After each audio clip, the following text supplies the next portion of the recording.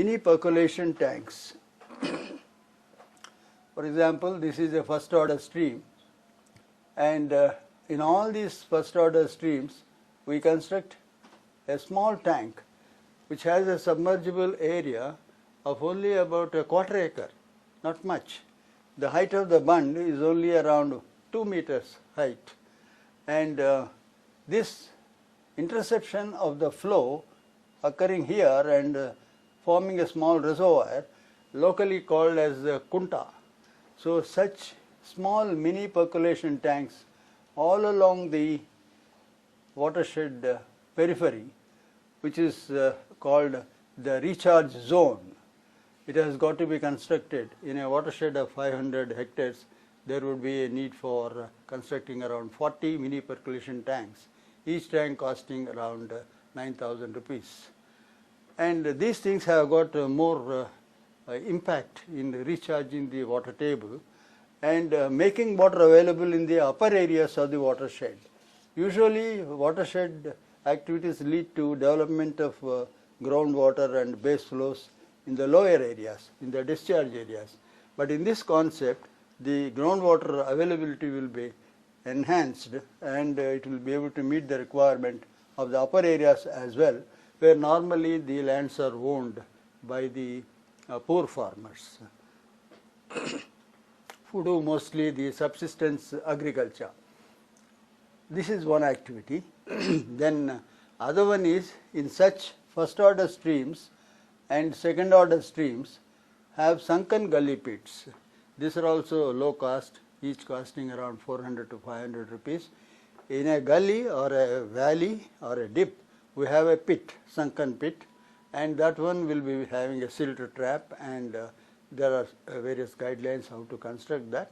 That will lead to recharged groundwater in a very quick manner and ensuring the flows in the main stream even during the non-rainy period. And then we have the low-cost structures related to contour bunding. Now this contour bunding is no doubt very fundamental for watershed development.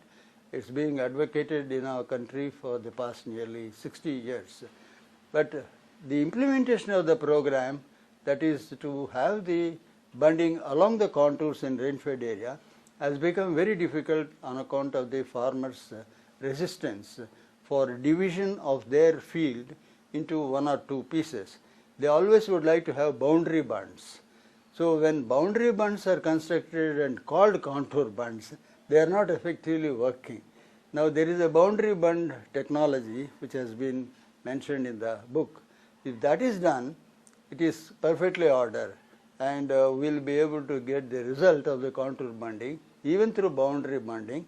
Only the principle is the top of the bund will be at the same level.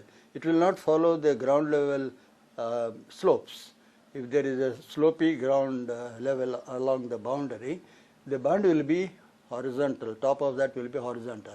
And there is no need to have the bund all along this boundary. There is only a need to have for some portion of it, and those details are explained in that. In addition to that, we have to have something like a continuous contours and continuous contour trenches, what we call that as continuous contour trenches. That is a small trench, but then it is excavated with a side slope, not vertical sides, a trench with a side slope, and that will have storage of water. It will not have any flow in the trench. If it is done along the contour, there won't be any flow along the trench. Many of the contour trenches, continuous contour trenches constructed, they are having slopes, and it is working like a small drain, eroding and resulting to undesirable effects. So that type of activity is not recommended, it's not good. So it has to be done according to continuous contour levels. If there is a rock obstruction, it can be ended there and again started afterwards. The rock outcrop or rock obstruction, it can be completely, suppose there is a rock here, the continuous contour trench can come up to here, end here, and then again can start from here. So like that, continuous contour trenches. And we also can have the gully control works, and those gully control works can be all along the second order stream also. And when you take up all these activities, vegetative as well as the structural, then there will be a greater amount of groundwater recharge, and that groundwater recharged will have to be retained within the watershed. And in order to retain that, we have to construct a subsurface dam along the across the main stream below the bed of the river up to the rock level, so that the water stored here, additional water, groundwater stored here, may not go away during the summer period. Whether we use it here or not, the groundwater also has a flow, a relatively very small velocity, but it gets depleted if it's not obstructed somewhere here below the watershed. And again another watershed, when it comes up below, also another subsurface dam can be done. Now this is all a catchment area of one existing minor irrigation tank.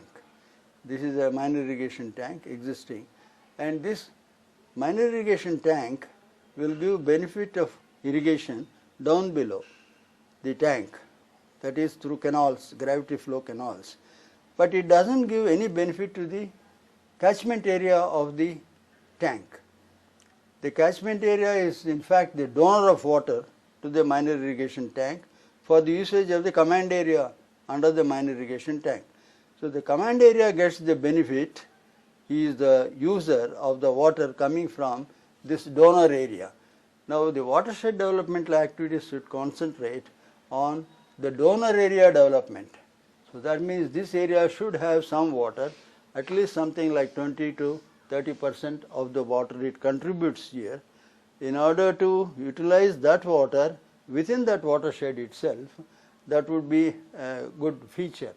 These people are also not deprived of their water, because it is only 20 to 30% of flow that occurred earlier, which is being used here, and that much of reduction in flow can be compensated by the command area farmers by using the groundwater in the command area.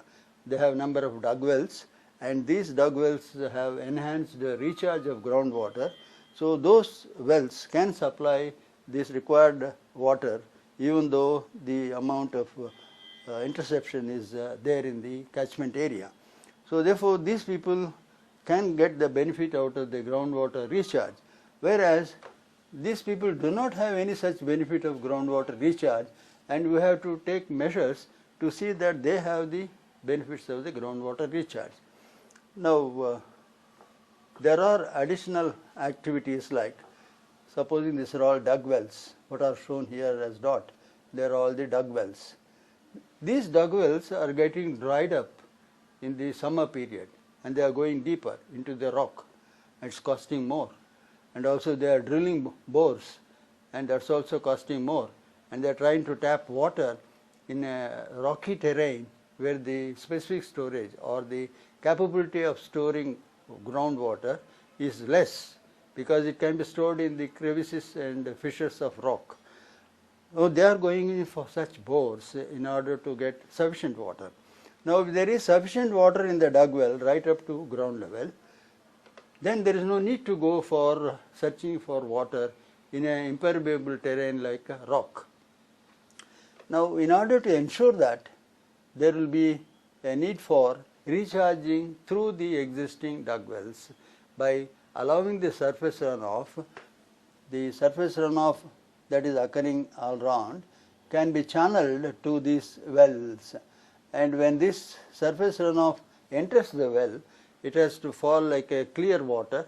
There should be a small sump, there should be also a silt trap, and from the sump the pipeline goes into the dug well and falls freely without falling on the slopes of the well. It falls freely on the water, and such a measure is described in the book.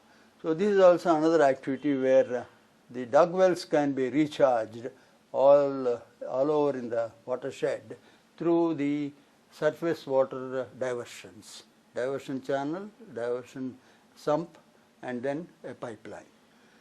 So with these efforts, when this was done in various watersheds in Andhra Pradesh, Karnataka, Orissa and Madhya Pradesh, it has given very good results, and the results are reported in the media also.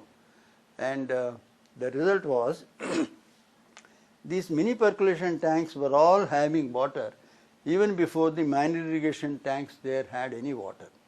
And all these farmers who are all assigned as weaker section lands, or assigned lands to scheduled caste and scheduled tribe farmers, they were not cultivating this area at all, and they were going as agricultural labor, or they are going for other activities like employment elsewhere, like in Bombay and all that. So those people have returned back in Zahirabad area, and they are doing cultivation and irrigation activities in these fringes of the watershed. That has given benefits to the whole watershed when this four waters concept was followed. And the media has given a coverage of wherever such activities were conducted on the basis of the four waters concept. The remark was that Einstein's prescient remark, they quoted, saying that any intelligent fool can make a project big, complex and violent, but it requires a touch of genius and lots of courage to go in the opposite direction and achieve the same result with less cost. So this is what the media has quoted, and wherever such activities were done, these low cost activities had given rise to benefits of a major irrigation project, like irrigating large areas with small cost. And when compared to the earlier technology of the watersheds adopted in our country, this technology is costing less, because they are all small works. We don't have the costly cement-based check dams. These are all earth-based small checks called mini percolation tanks. And one report of the Ecological Foundation, New Delhi, says that this cement-based check dams constructed across the main stream has given benefit. Certainly they have given benefit, and that benefit is to the lower down area, and they estimated that as 15% of the area of the watershed, whereas the upper areas did not get the benefit. So in addition to the cement-based check dams, there is a need to take up all these works in order to benefit the entire watershed. In some of the areas in the other states like Gujarat and Maharashtra, they have also widened the drainage courses, and that has given rise to greater amount of water stored in the stream and increased recharge, and it has given benefits. So all these activities of angioplasty of drains, they call it, and the check dam activities, they benefit the this sort of low area, that is 15% of the valley area, and which is mostly a discharge prone area. That means the groundwater comes as a discharge onto the surface. So that sort of a thing is occurring, no doubt, as a benefit to the lower down area. So when this watershed, according to the four waters concept, is done, then there will be a benefit all around the watershed, and total benefit will occur with less cost.